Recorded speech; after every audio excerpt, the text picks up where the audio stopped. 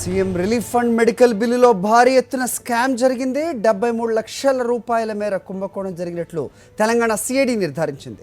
పూర్తి వివరాలు మా కరెస్పాండెంట్ తిరుమల్ అందిస్తారు. తిరుమల్, చెప్పండి, స్కామ్ ఎలా జరిగింది, ఎలా బయటపడింది?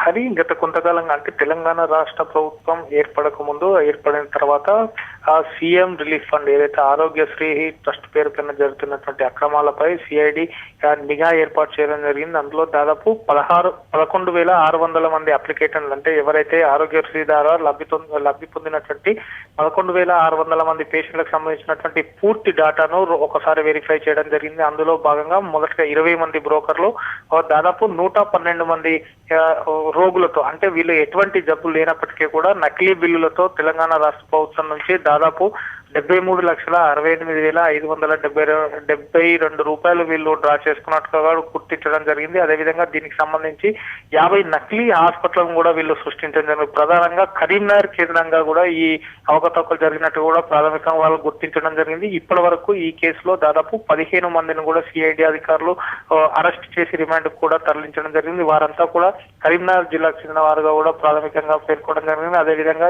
దీంతో మరింత లోతుగా దర్యాప్తు జరుపుతున్నటువంటి సిఐడి మరికొంతమంది బ్రోకర్లు, ఎవరైతే మరొక 5 మంది అప్స్టాండింగ్ లో ఉన్నటువంటి 5 బ్రోకర్ల కోసం కూడా గాలిస్తుంది. ఆ 5 బ్రోకర్లు దొరికితే ఈ స్కామ్ లో అంటే మరిన్ని విషయాలు వెలుగులోకి వచ్చే అవకాశాలు ఉన్నాయి. హరి, ఓకే తిరుమల్.